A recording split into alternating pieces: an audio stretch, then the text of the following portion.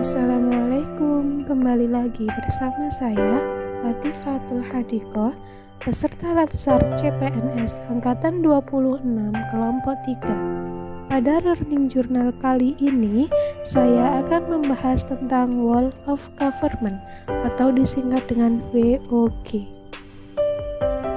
Apa itu Wall of Government?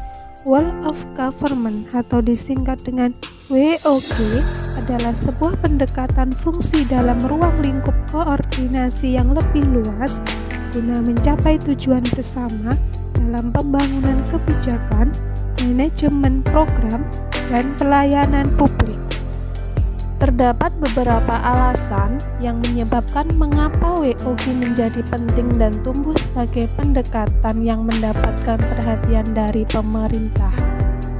Pertama adalah adanya faktor-faktor eksternal seperti dorongan publik dalam mewujudkan integrasi kebijakan, program pembangunan, dan pelayanan agar tercipta penyelenggaraan pemerintahan yang lebih baik.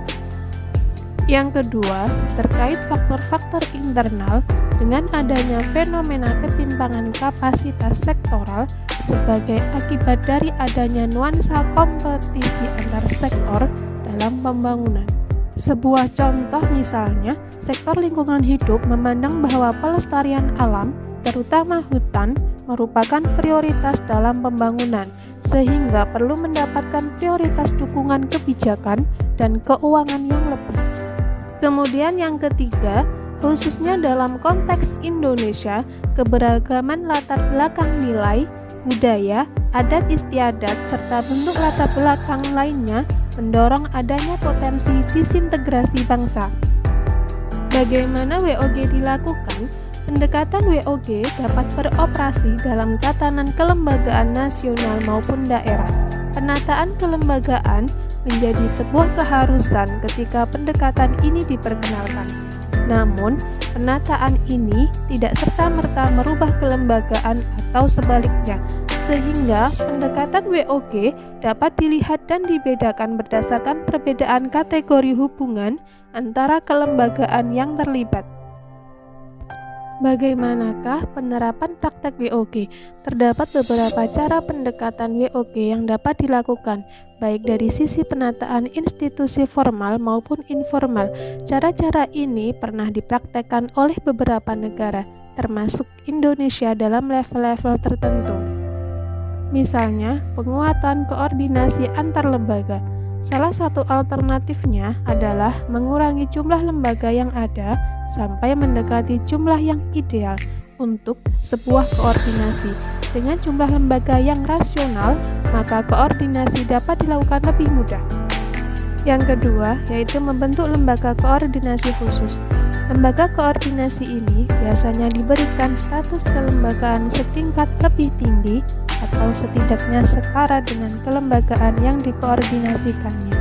Yang ketiga, membentuk gugus tugas. Gugus tugas merupakan bentuk pelembagaan koordinasi yang dilakukan di luar struktur formal, yang sifatnya tidak permanen. Yang keempat adalah koalisi sosial.